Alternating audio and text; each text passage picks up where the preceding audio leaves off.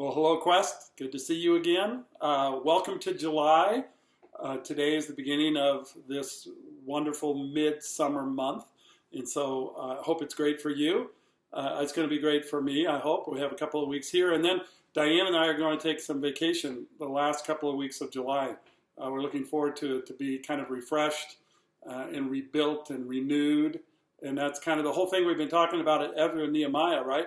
Is the reality of God refreshing and renewing and rebuilding people. And I think probably for all of us, this would be a really good summer to get some time where you really focus on being refreshed.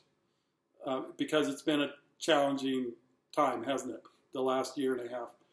It's been difficult. And I think along with the pandemic, which isn't totally over, we still are wrestling with those issues, with all the social unrest that we have watched, with the political wrangling of the last year or so. It's been a bit crazy, and I think people are tired.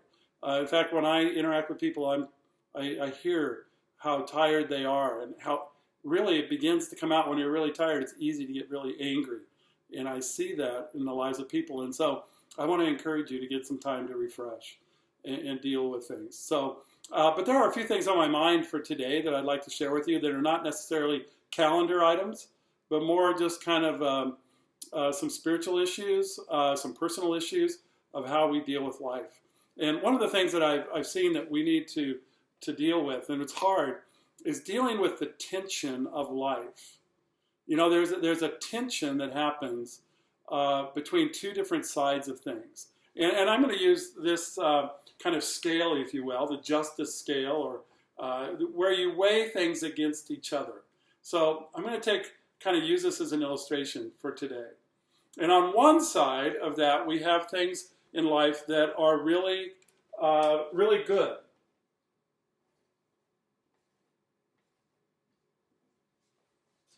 You know, there's really a lot of wonderful things in life. The beauty of things, creation. I just talked with a friend who spent a vacation with his family in Colorado, and just how beautiful it was and how wonderful it was. Even they went to the top of Pikes Peak, and it was a snowstorm. They were told to, be ready for some cold weather up there. He had no idea how cold it would be in the middle of the summer on the top of Pikes Peak if a storm was coming in, and he found out it was really cold. But there's so many beautiful things, wonderful things, people, creation. You just keep going. All the amazing, beautiful things of life. And frankly, this is what we were made for. This is what life was supposed to be. Genesis chapters 1 and 2. This was the ideal life. There's the perfect people interacting with perfect people, with a perfect God in a perfect world. That's what we were designed for. Then in chapter 3 of Genesis, entered in this idea of man deciding to be his own authority and moving away from God, rejecting what he had designed and what he built. And we began to do it on our own. And as a result, there was this fallenness. We call it the fall, or where man fell from God and began to do life on his own accord. And by Genesis 4, we see that unfolding, and not only are Adam and Eve removed from the garden, but their first two kids, one of the brothers kills the other one. And from there, it is the history of the world, of all this stuff.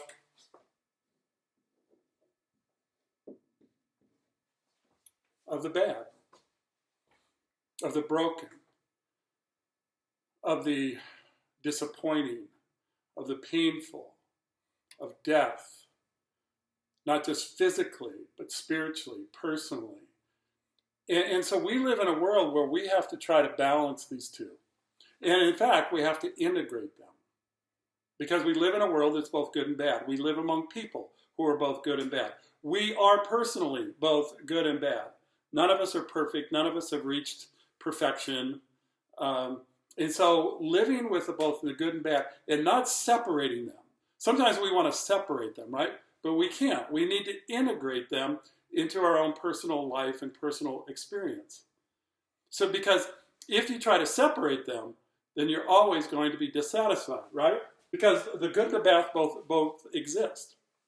And if you say, no, some things are all good, the only one who is all good is God himself. He's the only one who's all good and always has been and always will be. But the rest of the world, the rest of our experience, the rest of the people, you and I, are both good and bad. We have to learn to live with both of those in tension with each other. And so when you say someone's all good, eventually you're going to find out they're not all good. And then you somehow, if you insist on them being all good, they're going to become all bad, right? Or a church. No church is all good or all bad. It's a mixture. When people come to Quest, and we've had this happen periodically, when people say, man, this is an awesome church, this is the perfect church, I automatically know within 6 months they won't be here anymore. And when they leave, they'll leave kind of angry, and they'll leave by kind of taking some pot shots at Quest. Because guess what? We're not a perfect church. We're not a perfect people. We have our strengths, we have our weaknesses. We're both good and bad. And so dealing with that tension in life is profoundly critical to a mature living. It won't be perfect again until the Lord comes back, until a new heaven and a new earth. But between now and then, we have to learn to live in this tension of the both good and bad and how they fit together.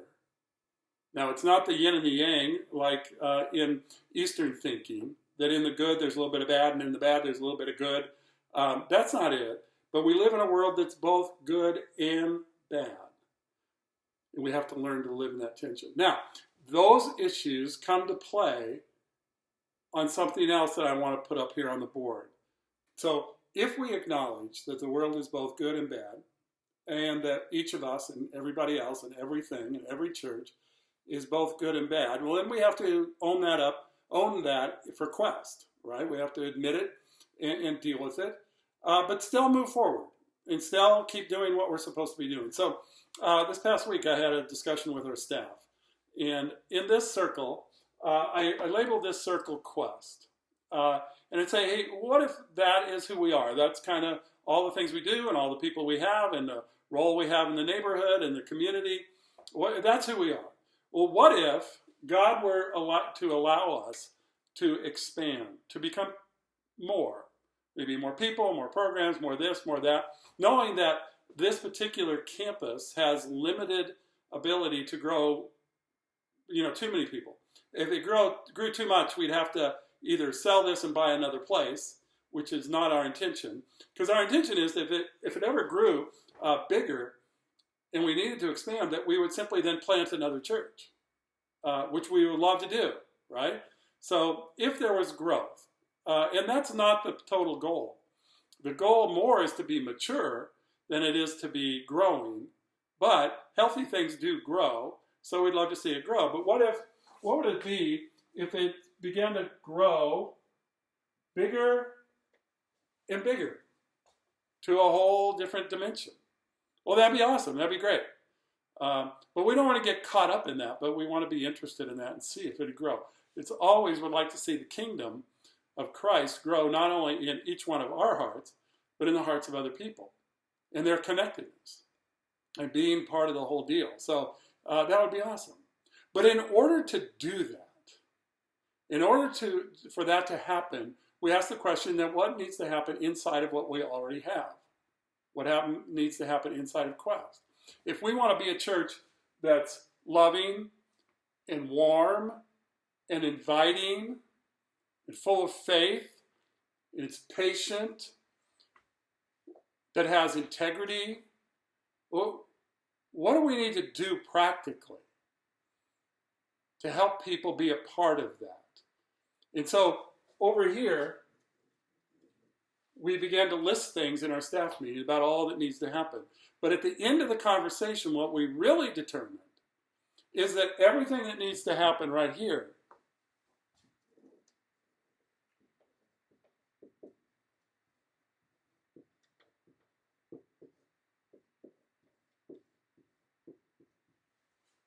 is what we just said is a personal touch.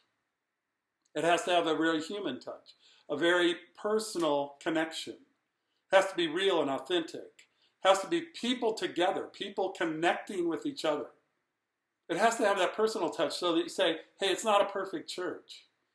but I'm connected.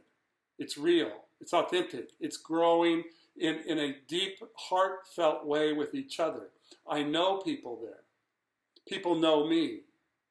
I love people there. People love me. That we have a heart for other people to be able to join this walk with us through life and to be connected in all of that. It needs this really personal touch.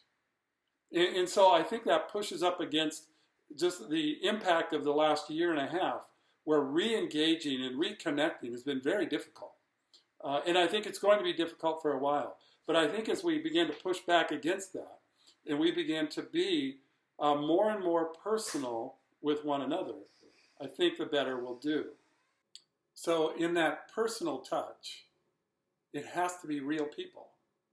And that's one of the things that we've been looking at in Ezra and Nehemiah as they rebuilt the walls of Jerusalem, as they rebuilt the people, as they rebuilt the temple.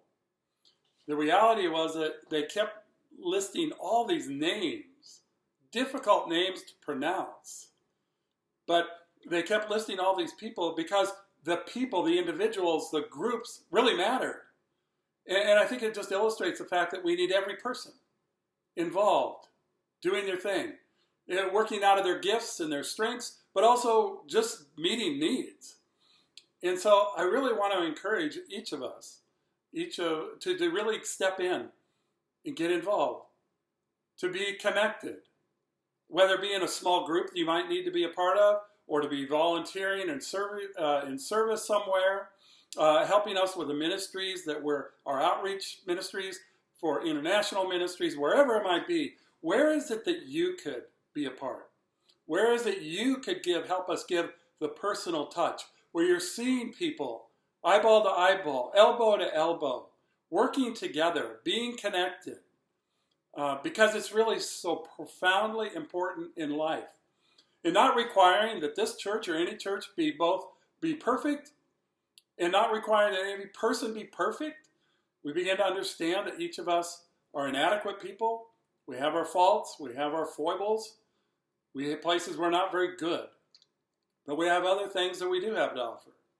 And we can accept each other for where they're at and encourage people along the way. So this Christian life, this thing called discipleship, is not a list of boxes to check. It's not becoming a project or making a project out of somebody. It's all about helping people in their walk with God and their walk with each other along the way. It's going on a long walk together and relating about who God is in the midst of that and having a personal relationship, the personal touch.